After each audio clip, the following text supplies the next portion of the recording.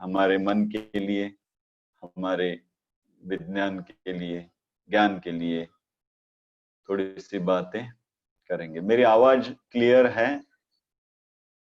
आ रही है सबको? Okay, good. आज की बातें थोड़ी सी उल्टी है, लगेगी उल्टी, बातें उल्टी नहीं है, लग सकती है उल्टी, बात सीधी होती है, सब सीधा ही है, यहाँ कुछ उल्टा नहीं है। तो आज संतों के बारे में जानेंगे हम। जैसे पंढरपुर वारी में है तो संत क्या होते हैं, इसके बारे में जानेंगे। संतों को जानने से पहले थोड़ा प्रकृति के बारे में जानेंगे, नेचर के बारे में जानेंगे। तो हमें लगता है ना, हम बहुत बार बोलते भी हैं कि नेचर बहुत दयालु है, हमेशा देता है ना। तो नेचर दयालु नहीं है, नेचर बिल्कुल भी दयालु नहीं है। तो आप कहेंगे फिर नेचर दयालु नहीं है तो फिर क्या कठोर है? तो मैं कहूंगा नेचर कठोर भी नहीं है। प्रकृति जिसे हम कहते हैं, प्रकृति ना तो दयालु है ना तो कठोर है। लेकिन हम क्या कहते हैं, प्रकृति दयालु है, दयावान है। प्रकृति शून्य है। प्रकृति को ना तो दया है प्रकृति में, ना ही प्रकृति में कठोरता है। दयावान नहीं है और कठोर भी नहीं है। प्रकृति दोनों नहीं है। प्रकृति दोनों नहीं है, ना तो दयावान है ना तो शून्य है। दरअसल आपके लिए प्रकृति दयावान या कठोरता ये दोनों है ही नहीं, क्योंकि प्रकृति में आप हो इसका प्रकृति को कोई अंदाजा भी नहीं है। आपका होना या ना होना इससे प्रकृति को कोई फर्क नहीं पड़ता है, नेचर को, निसर्ग को कोई फर्क नहीं पड़ता है। हमें लगता है हम है, लेकिन प्रकृति को यह पता भी नहीं है आप है भी। वो आपका कोई ख्याल नहीं लेती है, जरूर नहीं लेती, हमारा कोई ख्याल नहीं लेती। हमें लगता है प्रकृति दयावान है, देती है, ना तो दयावान है ना तो कठोर है। प्रकृति शून्य है। हमारे होने ना होने से कुछ फर्क नहीं पड़ता है। हम रहेंगे नहीं रहेंगे तो भी चांद रहेगा, तारे रहेंगे, सूरज रहेगा, हम रहे ना रहे। वो सूरज को पता भी नहीं है हम कोई अमुक अमुक जो भी है XYZ इस पृथ्वी पे है। ना उस चांद को पता है, ना उस झाड़ पेड़ को पता है, ना उस हवाओं को पता है, किसी को पता भी नहीं है आपका। प्रकृति हमारा कुछ भी लेना देना नहीं रखती है। ये बड़ी उल्टी बातें हैं। हमने समझ के रखा है कि प्रकृति हमारा ध्यान रखती है, प्रकृति बैलेंस करती है, प्रकृति वो पाप पुण्य की बातें हमने बना के रखी है ना। प्रकृति को आपकी हवा भी नहीं है, आपके बारे में पता भी नहीं है। जैसे हिमालय पर्वत पे एक चींटी चढ़ जाए, तो हिमालय पर्वत पे एक चींटी चढ़ जाए तो वो चींटी को लगता है मैं हिमालय पर्वत पे चढ़ गई, लेकिन हिमालय पर्वत को तो पता भी नहीं होता है कोई चींटी भी है मेरे ऊपर। उसको तो कोई खबर भी नहीं होती है उस बात की। तो चांद जैसा है, कल आप रहेंगे नहीं रहेंगे, चांद जैसा है वैसा ही रहेगा, सूरज जैसा है वैसा ही रहेगा, ये पेड़ पौधे जैसे है वैसे ही रहेंगे। आप रहो ना रहो, आपका वो आपका कोई लेना देना ही नहीं रखते हैं। उनको आपसे कोई लेना भी नहीं है और देना भी नहीं है। प्रकृति ना तो आपके लिए दयावान है। अब आप दयावान नहीं है तो आपके मन में इमीडिएट आ जाता है कि कठोर होगी, तो कठोर भी नहीं है। वो आपका ख्याल ही नहीं रखती है। ख्याल नहीं रखती मतलब उसको पता भी नहीं है आप है कि नहीं है। समझ में आ रहा है? हमें लगता है कभी कभी आज कैसा है ना, मौसम बहुत उदास है, चांदनी उदास लग रही है, चांद उदास लग रहा है या चांद प्रसन्न लग रहा है। तो ये क्या चांद प्रसन्न होता है या मौसम उदास होता है? क्या नहीं होता है। वो तो अपना, उसको तो ख्याल भी नहीं है उदासी का। ये तो हमारे ख्याल होते हैं जो हम उनको कहते हैं आज उदास उदास लग रहा है ना सारा मौसम, या फिर हम कहते हैं आज कितना मस्त मौसम है, वाह बड़ा हरा भरा लग रहा है, कितना अच्छा लग रहा है। तो ये तो हमारी धारणाएं हैं, प्रकृति को इससे कुछ लेना देना भी नहीं होता है और इसको कुछ फर्क भी नहीं पड़ता है। वो तो आपकी धारणाओं का जरा भी ध्यान भी नहीं रखती है, उसको पता भी नहीं आपकी धारणाओं का, आप मस्त प्रसन्न महसूस कर रहे हो इसका भी उसको पता नहीं है। तो वो आपके प्रति किसी भी तरह से दयावान नहीं है, कठोर भी नहीं है, वो शून्य है।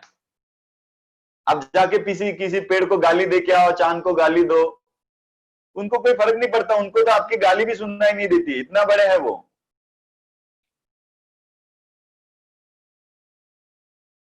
गाली से ना तो वो नाराज होते हैं ना तो खुश होते हैं, है ना। तो हमारी धारणा क्या है, वैसे देखा जाए तो कठोर से कठोर आदमी भी कहीं ना कहीं दयावान होता है ना, कहीं ना कहीं अंदर, कहीं ना कहीं उसके अंदर दया थोड़ी तो होती है।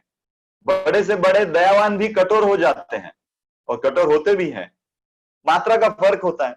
कोई दयावान हो तो उसमें कठोरता कम हो, कठोर हो तो दया कम हो, लेकिन दोनों रहते हैं। लेकिन प्रकृति ना तो दयावान है ना तो कठोर है, वो न्यूट्रल है। प्रकृति में कोई द्वंद्व नहीं है। समझ रहे हैं आप मेरी बात को? प्रकृति में कोई द्वंद्व नहीं है, वो आपका ख्याल जरा भी नहीं रखती है, वो स्थिर है, वो अपने अस्तित्व के साथ रहते हैं। और जो भी हो रहा है, हम कहते हैं ये हो रहा है वो हो रहा है, प्रकृति बैलेंस कर रही है या फिर और कुछ कर रही है, ये सब हमारी धारणाएं हैं, इससे प्रकृति का कोई लेना देना नहीं है, ये सब हमारी धारणा है।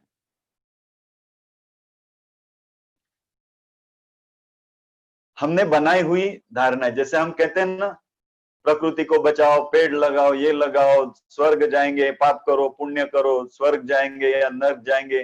तो प्रकृति में ना तो स्वर्ग है ना नर्क है, ये तो हमारी धारणा है स्वर्ग नर्क की, हमने बना के रख दी है, हमारे लिए बनाई है।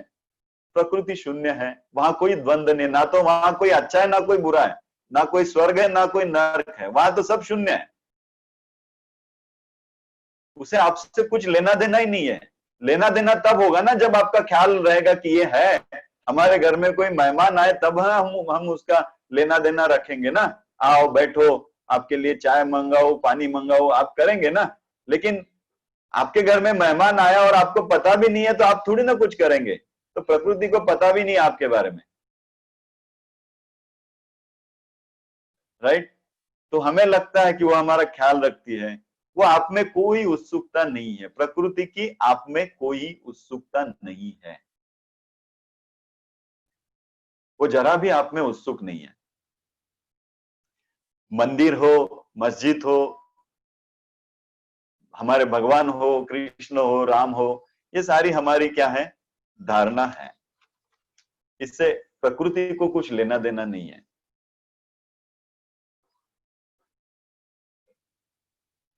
प्रकृति में ना तो दया है ना तो कठोरता है, लेकिन हम प्रकृति को दयावान बना के भीख मांगते हैं। देखो एक खड्डा, आप रास्ते से जा रहे हो और कोई खड्डा है, आप खड्डे से गिर गए, तो खड्डा थोड़ी आपको बोलता है अरे बेटा संभल के चल। खड्डा अपना अपना रहता है अपने अस्तित्व के साथ, गिरना हो या उठना हो तो आपका लेना देना होता है ना, खड्डे का उसमें क्या लेना देना है। लेकिन हम मन की बातों से क्या करते हैं कि परमात्मा हमारा दयालु है, उससे भीख मांगते हैं हमें बचाओ, हमें ये करो, फिर हम पूजा करेंगे, उसके बारे में कुछ स्तुति गाएंगे, बड़ी बड़ी बातें करेंगे, है ना। तो हम जो भी करेंगे, ये जैसे पानी के ऊपर ऐसे हाथ घुमाओ तो लकीर खींचते हैं ना हम लोग, तो ना तो पानी को हाथ की लकीर से कुछ लेना देना होता है ना कुछ, बराबर ना, लेकिन हम पानी के ऊपर लकीर खींच देते हैं। तो वैसे ही प्रकृति हमारे साथ है, ना तो वो हमारा कुछ लेना देना रखती है, ना तो हमें उत्सुक है, ना ही हमारे प्रति कुछ भाव है। मतलब क्या है, अगर इसका सही मतलब दिया जाए तो हमारे जीवन में जो भी है उसके लिए हम ही जिम्मेदार हैं। ना तो भगवान है, ना तो प्रकृति है, ना कोई है। वो तो आपके बारे में सोचते भी नहीं है, बराबर ना। इसका सीधा अगर मतलब निकाला जाए तो हम ही जिम्मेदार हैं। प्रकृति को आपकी कोई हवा नहीं है, ना ही वो आपके बारे में कुछ सोचती है। उसके लिए तो आप घास के पुतले की तरफ हो। जैसे घास का पुतला होता है ना, हम खेत में लगा देते हैं, बराबर ना। तो जिन पंछियों को पता चल जाता है ये घास का पुतला है, वो तो पंछी उसके सर पे भी जाके बैठते, उसका कुछ भी उनको डर नहीं लगता है, ना ही उसका कुछ वो लेना देना लेते हैं। वो उसके घास के पुतले के सामने वो दाना चुप के चुरा के लेके चले जाते हैं, वो कुछ भी लेना देना नहीं होता उनको उससे। वैसे ही हम घास के पुतले हैं, वैसे ही प्रकृति हमारे साथ रहती है। जैसे घास का पुतला हो, कोई कोई इग्नोर अस डायरेक्टली। प्रकृति, भगवान, जो भी हमने बनाए हैं वो हमारे प्रति इग्नोरेंट है, वो हमारे प्रति कुछ लेना देना नहीं रखते,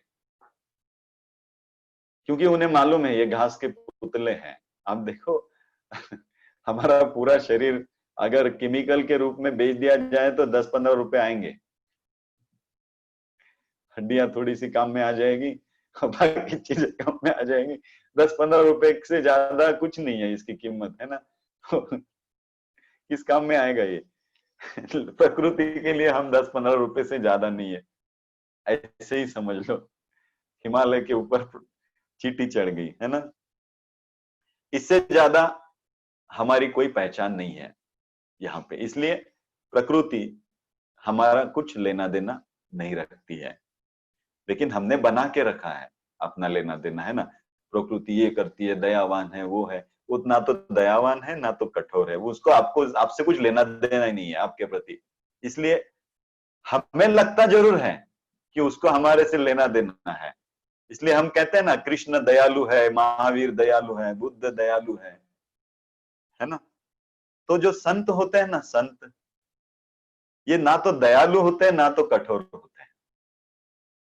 ना तो कृष्ण दयालु है ना तो कठोर है, ना तो महावीर दयालु है ना तो कठोर है, ना तो तुकाराम दयालु है ना तो कठोर है। ज्ञानेश्वर महाराज को माउली बोलते हैं, वो तो हमारी धारणा है माउली। वो तो ना तो कठोर है ना तो दयालु है, वो तो जीरो है। उसको उनको आपसे कुछ लेना देना ही नहीं है। वैसे जो प्रकृति से मिल जाए वही संत होता है।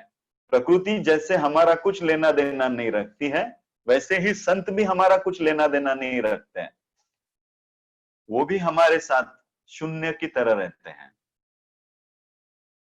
ना तो वो कठोर होते हैं ना तो वो दयालु होते हैं, वो अपने अस्तित्व के साथ रहते हैं। प्रकृति का जो स्वभाव है वही उनका अस्तित्व होता है, और वो अपने पूरे अस्तित्व में रहते हैं। अस्तित्व की जो मांग हो वो करते हैं पूरे अपने।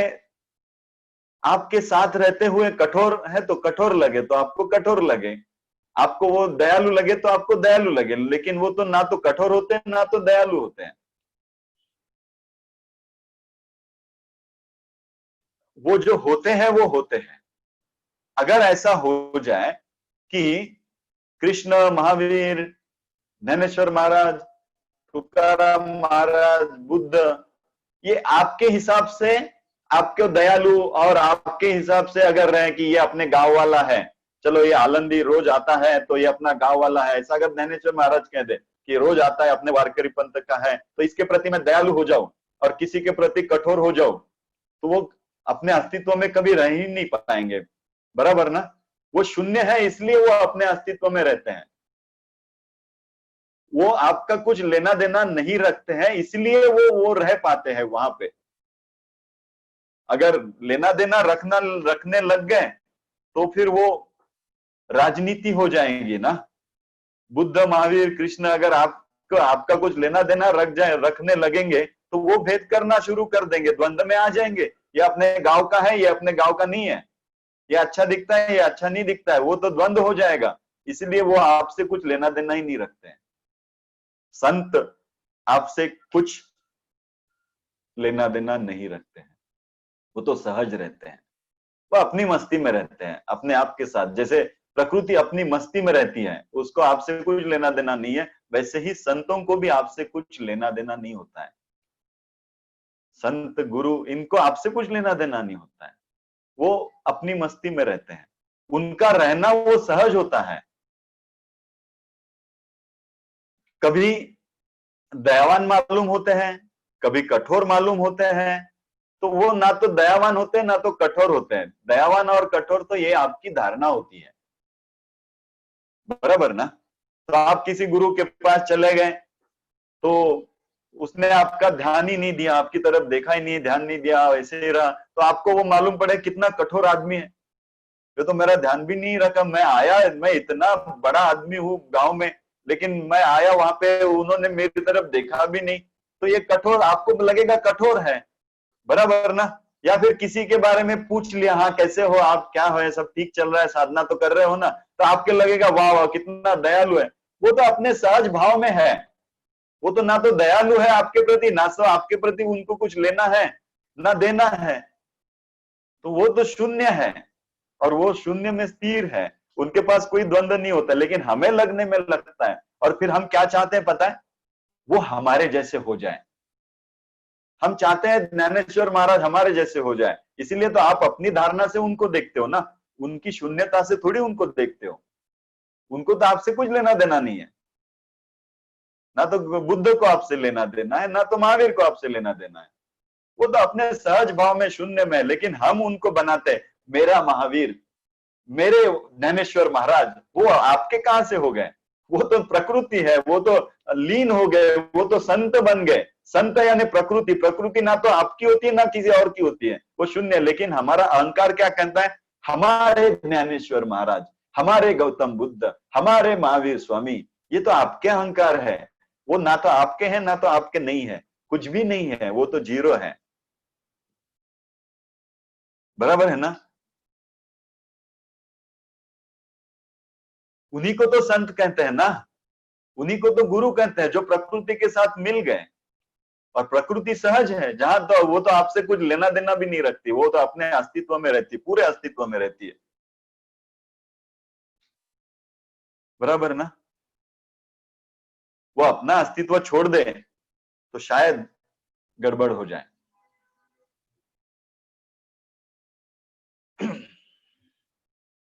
हम जब कहते हैं ना कि मैं महावीर से प्रेम करता हूं, मैं बुद्ध को मानता हूं, मैं ज्ञानेश्वर को मानता हूं, मैं तुकाराम महाराज को मानता हूं, तो दरअसल आप उनको मान नहीं रहे होते हैं, आप अपने अहंकार को क्या कर रहे होते हैं, तृप्त कर रहे होते हैं, क्योंकि आपको जज जाती है उनकी बात, तो आप उनके साथ हो लेते हो।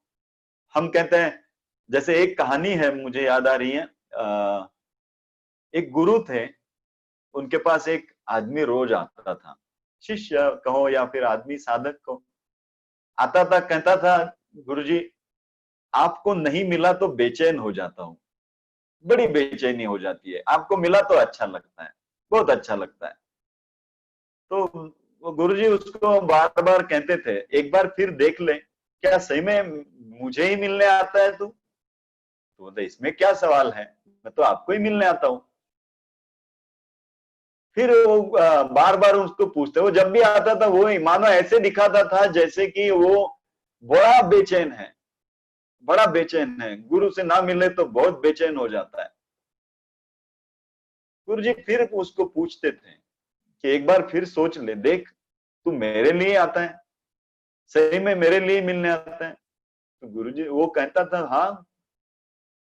एक दिन क्या हुआ, वो आया मिलने, लेकिन गुरु ने उसकी तरफ देखा भी नहीं, मानो वो दो तीन लोगों के साथ आया था, गुरु वो बाकी लोगों से मिल लिए, उनसे बातें कर ली, लेकिन इससे बातें भी नहीं की, इसको ये जैसे कि ये आया और गया, इसका कुछ लेना देना ही नहीं रखा।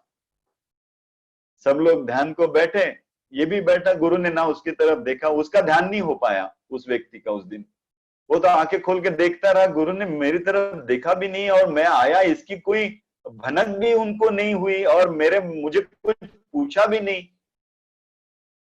बहुत देर बाद वो ध्यान से ही उठ गया और वहां से चला गया। उसके बाद कभी वो गुरु के पास आया ही नहीं। वो कहने लगा वो बहुत कठोर है, वो तो मेरा ध्यान भी नहीं लिया उन्होंने, मैं गया वहां पे। तो देखो इस कहानी से, क्या वो गुरु से मिलने आता था या अपने आप को मिलाने आता था, अपने आप को दिखाने आता था? अगर गुरु से ही मिलना आता था तो गुरु से तो मिल गया, दिख गया गुरु, अभी लेना देना क्या रहा, तो अच्छे से रह पाता था ना। लेकिन वो वैसा नहीं रहा, उसे कहीं ना कहीं अंदर से अहंकार को चोट लग गई, तो वो गुरु से मिलने नहीं आता था, अपने अहंकार की पुष्टि करने आता था कि देखो मैं आपका कितना बड़ा भक्त हूं, आपको रोज मिल, आपको नहीं मिलता हो तो कितना बेचैन हो जाता हूं, है ना। ऐसे ही तो हम गुरु को पकड़ते हैं, हाँ ऐसे ही तो हम संतों को पकड़ते हैं। हम देखो ना, हम बोलते हैं ना ये हमारे है, हमारे है। तो आप अपने अहंकार से जो जितना आप प्रेम करते हो ना, प्रेम, जैसे हमने एक टॉपिक में देखा था, ताओ द किंग लॉस के एक टॉपिक में, हम जितना प्रेम करते हैं ऐसा जानते हैं, उसके विपरीत हम तैयार करते हैं घृणा, बराबर ना। हम जितना कहेंगे कि मैं तो आपका शिष्य निरहंकारी, आप बोलो पूरा आपको शरणागत, उतना ही देखना कि बहुत बड़ा अहंकार अंदर पकड़ के रखा है शरणागत होने का, है ना। तो जितना आप नम्रता रहेंगे, नम्र रहेंगे, उतना अंदर आप अकड़े रहेंगे। जितना आप बाहर दिखाएंगे कि मैं बहुत प्रेम करता हूं, उतना अंदर आप घृणा तैयार करते जाएंगे, है ना। क्योंकि ये सहज भाव नहीं होता है ना। प्रेम घृणा को छिपाता है, सहजता नहीं लाता है, राइट। वो आपको इतना प्रेम करता था, वो आपके खिलाफ कैसे हो गया, ऐसे आपको सवाल आता होगा। देखो जिससे हम बहुत प्रेम करते हैं वही तो आपके खिलाफ हो जाता है, होता है ना ऐसे। क्यों? क्योंकि जब वो कहता है मैं प्रेम करता हूं, तब सारी घृणा को अंदर दबा देता है, सहजता नहीं होते हैं। वो तो आप कितना भी उसको बुरा बोल दो, वो अंदर बाहर से प्रेम दिखाएगा, अंदर घृणा को दबा देगा, नफरत को दबा देगा, द्वेष को दबा देगा। और कितना देर तक दबा पाएगा? एक ना एक दिन तो पूरा बाहर निकल ही जाता है ना। संत, प्रकृति, गुरु ना तो दयावान होते हैं, ना तो कठोर होते हैं। वो द्वंद्व के बाहर होते हैं। वो ना तो प्रेम करते हैं, ना तो घृणा करते हैं। वो बस अपने सहज भाव में हो लेते हैं और सहज भाव के साथ रहते हैं। हम कहते हैं ना कि सब परमात्मा है, सब में परमात्मा देखो, संत पर सब में परमात्मा देखता है। बात तो सही है, लेकिन वो परमात्मा उसमें देखता है ना, किसमें? जो प्रकृति है उसमें, आप में नहीं देखता। हम तो घास के पुतले हैं, वो जानते हैं कि ये सब घास के पुतले हैं। वो हमें परमात्मा में नहीं देखते हैं। वो अपने सहज भाव में होते हैं, उनसे उनको हमसे कुछ लेना देना नहीं होता है। जैसे आजकल जो हम देखते हैं ना, वो संत नहीं है, वो गुरु नहीं है, वो तो सेलिब्रिटी से अपना इंटरव्यू करवाते हैं। आपने यूट्यूब पे आप जाके देखो, बहुत सारे गुरु आपके मिलेंगे। वो जूही चावला आती है, उनका इंटरव्यू लेती है, और दूसरा कोई आता है उनका इंटरव्यू लेता है। क्या उनका ये गुरु है, ये संत है? देखना आप, ये वो जो आपके अहंकार को आपके हिसाब से बातें करेगा, आपके अहंकार के हिसाब से चलेगा, वो गुरु नहीं है, वो संत नहीं है। संत को तो आपसे लेना देना ही नहीं होता है, बराबर ना। लेकिन आजकल के इसमें जो हम देखते हैं ना, संत भी सेलिब्रिटी हो गए हैं। आप देखो टीवी पे जाके संत सेलिब्रिटी के रूप में काम करते हैं। वो तो मानो वो आपकी बातें करते हैं तो अच्छा लगता है, आपके हिसाब से चलते हैं। बड़े बड़े आपको अगर वो उनका रूप भाता है ना, वो बड़े बड़े मालाएं पहनेंगे, दाढ़ी रखेंगे, अलग अलग ढंग से रहेंगे, जैसे आपको वाव। वो एक है ना, मैं अभी नाम नहीं लूंगा, लेकिन वो अपने आप को कहते हैं क्या, योगी है, वो ये है, वो है, और है बैंगलोर में बहुत सारे हैं ऐसे। वो अपने आप को शंकर आदि ये वो कहते हैं, बस घूमते रहते हैं बड़ी बड़ी मालाओं के साथ। ये संत है क्या? ये गुरु है? गुरु तो वो है, संत तो वो है जो प्रकृति में विलीन हो गया, जो अपने अस्तित्व के साथ रह गया। वो आपके अहंकार के लिए कुछ भी नहीं करता है जी।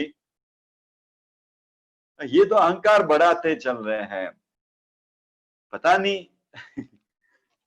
तो ये साधारण व्यक्ति है, ये कोई महात्मा नहीं है। बस बोलने की कला आ जाती है, अच्छे से बोल लेते हैं, बातें आपको अच्छे से समझा सकते हैं, बोलने में माहिर हो जाते हैं, ज्ञान में माहिर हो जाते हैं, बुद्धि में माहिर हो जाते हैं, और बस बैठ लेते हैं, अपने आप को प्रोपोगेट करते रहते हैं। ये संत नहीं है। लेकिन हम हमें ये भाते भी है, क्यों पता है?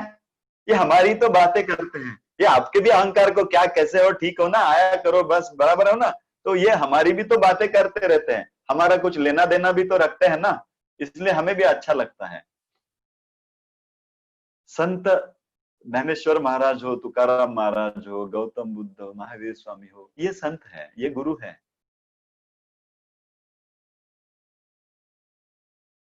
इनसे आपको कुछ लेना देना नहीं होता है, आपसे उनको कुछ लेना देना नहीं होता, ये तो आपका ध्यान भी नहीं रखते हैं। ये एक असाधारण मालूम पड़ेंगे, अगर ज्ञानेश्वर महाराज आ जाए तो आप उनको पहचानेंगे भी नहीं, पक्का नहीं पहचानेंगे कि यही वो है, यही वो महान संत है, आप नहीं पहचानेंगे, इतने साधारण होते हैं। दरअसल दुनिया में यही होता है, जो साधारण होता है ना, उसे हम कभी पहचानते नहीं है, और जो असाधारण होता है ना, उसको हमने माथे पे बिठा के रखा होता है। वो बड़ी बड़ी बातें करके सिंहासन पे बैठता है, जो बिल्कुल साधारण होता है। और जो असाधारण व्यक्तिमत्व होते हैं, वो तो दुनिया में आ जाए तो आपको पता भी नहीं चलेगा कहाँ चले गए, कहाँ है।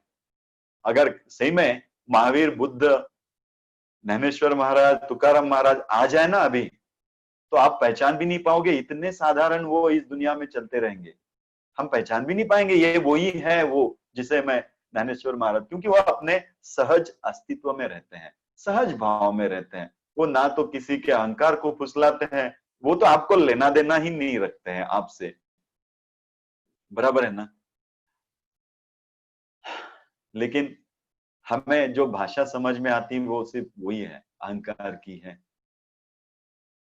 हमें एक ही भाषा समझ में आती है ना, तो इसलिए हम इन साधारण व्यक्तियों को नहीं पहचान पाते हैं, उनकी बातें हम नहीं समझ पाते हैं, क्योंकि वो हमारे बातों से मेल खाती नहीं है, बराबर है ना।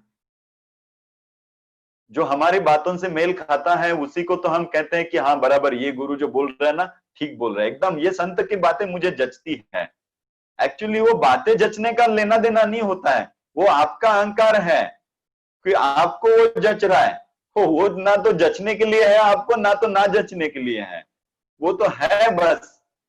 लेकिन हम कहते रहते हैं ना, ये इसकी बातें हमें जचती है, इसकी बातें हमें जचती है, तो आपके अहंकार को जो ठीक लगता है वो आप करते हो। लेकिन ये असाधारण व्यक्ति, ये गुरुओं की बात अगर समझनी है ना, तो हमारे अहंकार से इनकी बातें हम कभी नहीं समझ पाएंगे, क्योंकि वो तो उसके कहीं आगे जाके बातें करते हैं। हम ज्ञानेश्वरी पढ़ेंगे, तुकाराम महाराज के श्लोक पढ़ेंगे, गाथाएं पढ़ेंगे, बुद्ध को पढ़ेंगे, महावीर को पढ़ेंगे, कृष्ण को पढ़ेंगे, तो अगर हम है और हम पढ़ रहे हैं तो शायद हम इनको कभी नहीं जान पाएंगे। हम नहीं है, हम उस प्रकृति के साथ ऐसे ही हो जाए, तब शायद इनकी बातें हमें पता चलेगी। ज्ञानेश्वर महाराज की बातें, आप ज्ञानेश्वर महाराज हो जाओ तभी पता चल सकती है, तब तक जो पता आपको चलेगा वो आपका ही है, उनका नहीं है। उनका तो कहना कुछ और ही होगा, उनका तो कहना भी नहीं होगा, कुछ कहने का भी प्रयोजन नहीं होगा उनका। जब तक हम वो ना हो जाए, वो ना अनुभव करें, तब तक हम उन्हें नहीं पहचान पाएंगे। जो हम पहचानते हैं वो तो हमारे ही हैं। हम किसी गुरु के पास जाते हैं, आप देखो बहुत लोग ऐसे गुरु पकड़ते हैं ना, वो कहते हैं ये हमारे गुरु हैं। तो उन गुरुओं के पास जाके क्या कहते हैं, गुरु जी हम हमारे बिजनेस को अभी ओपन करना है, नई ब्रांच, उसका जरा मुहूर्त बताना।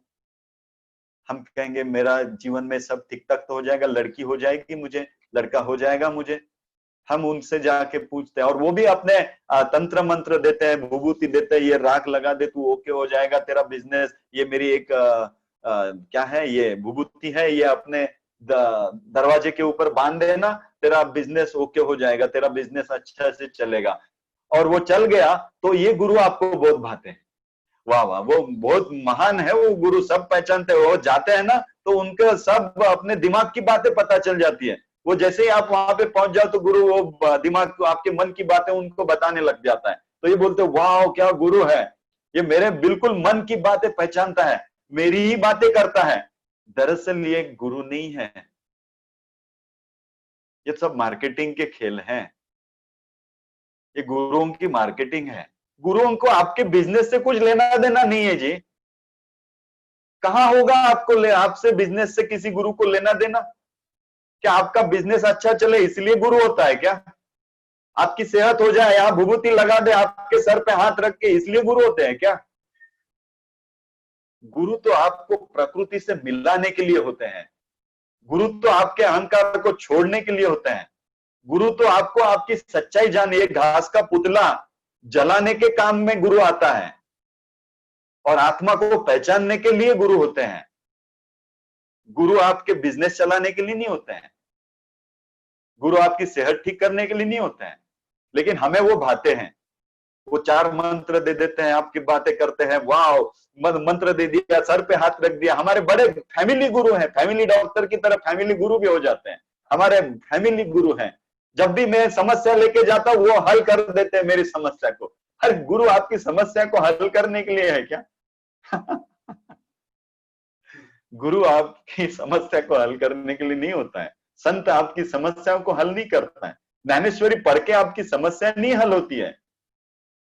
अगर ज्ञानेश्वरी पढ़ के आप ज्ञानेश्वर महाराज बन जाओ ना, ये प्रयोजन है।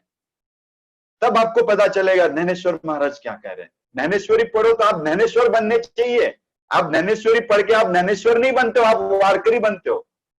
और ऐसे छोटे मोटे वारकरी नहीं बनते हो, आप ऐसे आंकड़े हुए बनते हो। एक एक शब्द ज्ञानेश्वरी का मुझे रट्टा मार के रखा है मैंने। ज्ञानेश्वरी उतरी कहां है भैया? ज्ञानेश्वर महाराज को समझना है तो ज्ञानेश्वर महाराज बनना पड़ेगा। उनको क्या कहना है वो वहां पहुंचना होगा। लेकिन हम ज्ञानेश्वरी पढ़ के ज्ञानेश्वर महाराज नहीं बनते, हम वारकरी बनते हैं। तुकाराम महाराज की गाथाएं पढ़ के हम तुकाराम महाराज नहीं बनते हैं, हम वारकरी बन जाते हैं, हम भक्त बनते हैं, है ना?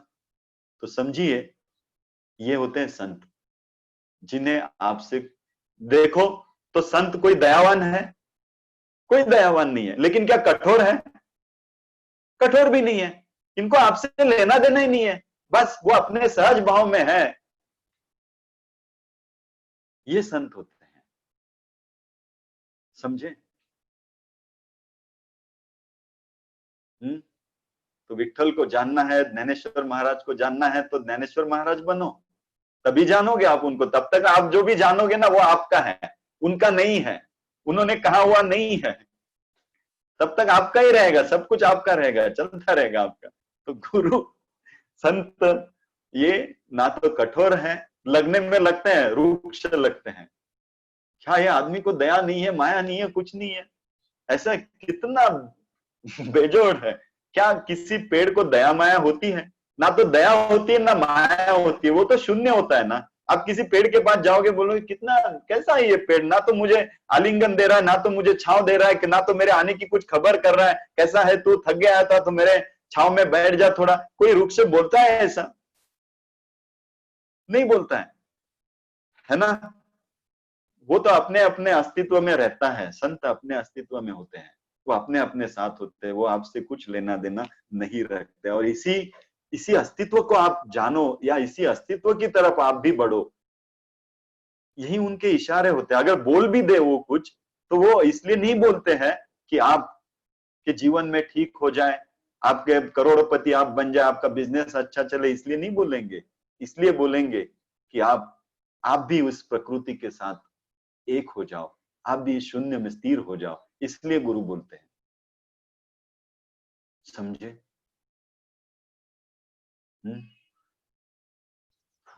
तो गुरु के पास जाके ये मत बोलना कि मेरा सर दर्द कर रहा है, कृपया मेरे सर पे हाथ रख दो, मेरा सर दर्द ठीक करो। आपका सर दर्द ठीक करने के लिए गुरु नहीं है जी। उसके लिए तो उसने प्राणायाम दिया है, समाधि दिया है, रॉ फूड खाओ, उसने बहुत सारा कुछ दे के रखा है ना गुरु ने। उसके लिए तो आपके शरीर ठीक करना है, उसके लिए तो बहुत सारा आपको दे के रखा है, वो करो तो आप अपने आप ठीक हो जाओगे, है ना। आप उसके लिए मत जाओ गुरु के पास कि मेरा सर दर्द कर रहा है, थोड़ा हाथ रख दो, या मेरा बिजनेस अच्छा नहीं चल रहा है, थोड़ा हाथ रख दो, इसके लिए मत जाओ। और उसके लिए वो होता भी नहीं है ना। गुरु के पास जाओ शून्य होने के लिए, जीरो बनने के लिए, बस।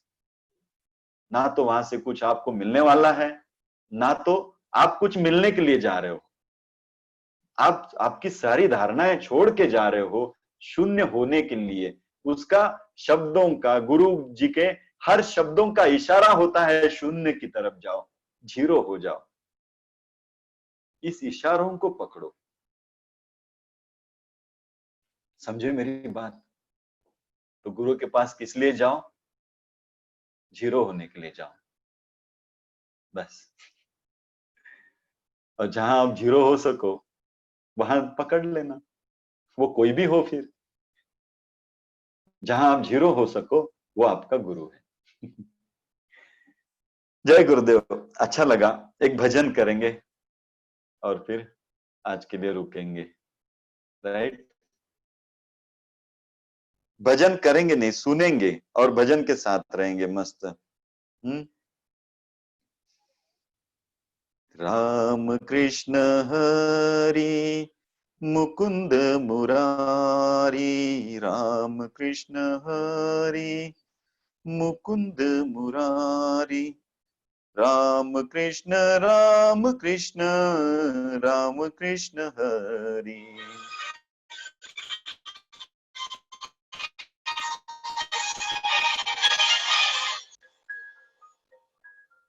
राम कृष्ण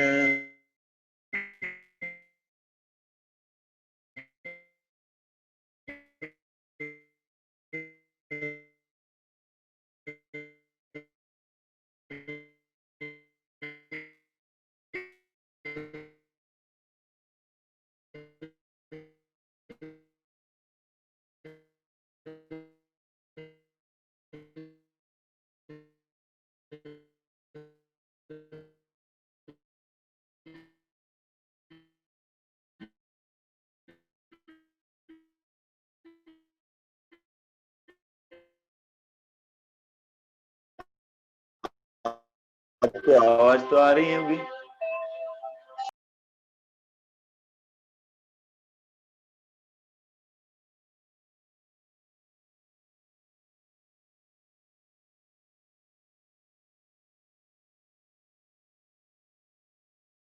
राम कृष्ण हरि मुकुंद मुरारी, कृष्ण हरि मुकुंद मुरारी। आंखें बंद करके मस्त भजन के साथ रही है।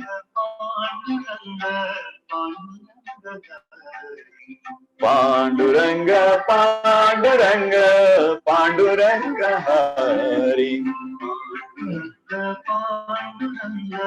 पांडुरंग हरि, रंग पांडुरंग पांडुरंग हरि, राम रंग पाणी बोलो पांडुरंग हरि, पांडुरंग हरि बोलो पांडुरंग हरि, पांडुरंग बोलो पांडुरंग हरि, पांडुरंग हरि बोलो पांडुरंग हरि, पांडुरंग पांडुरंग पांडुरंग हरि, पांडुरंग पांडुरंग पांडुरंग पांडुरंग पांडुरंग पांडुरंग हरि पांडुरंग पांडुरंग पांडुरंग राम कृष्ण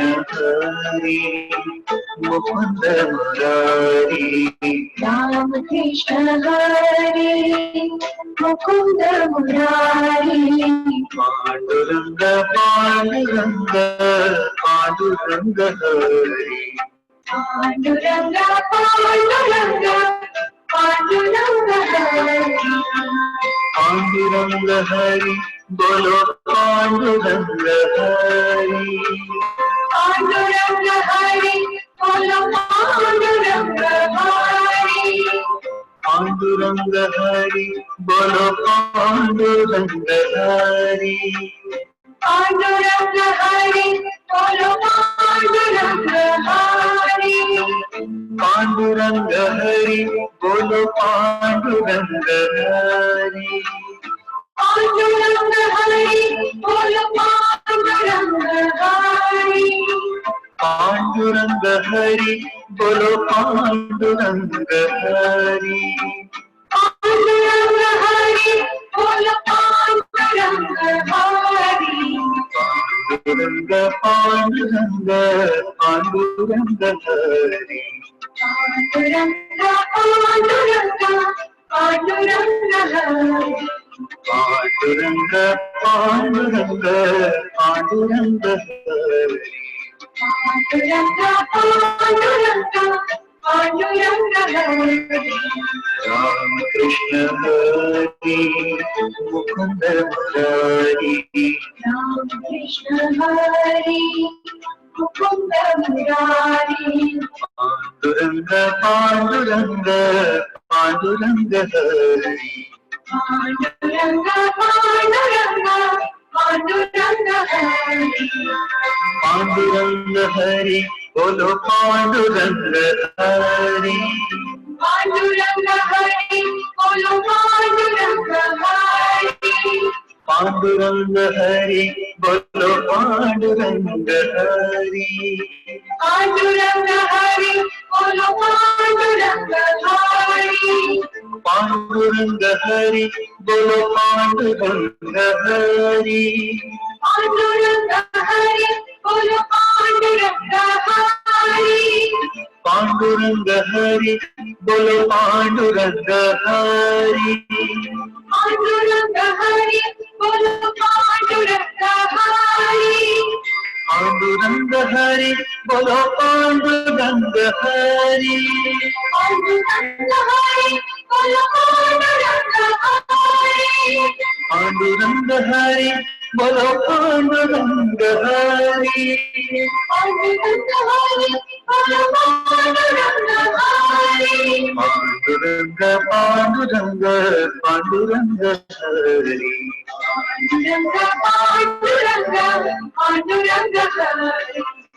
पांडुरंग पांडुरंग पांडुरंग हरि पांडुरंग पांडुरंग पांडुरंग हरि राम कृष्ण हरि मुकुंद मुरारी राम कृष्ण हरि मुकुंद मुरारी पांडुरंग पांडुरंग पांडुरंग हरि पांडुरंग पांडुरंग पांडुरंग हरि पांडुरंग पांडुरंग पांडुरंग हरि पांडुरंग पांडुरंग पांडुरंग हरि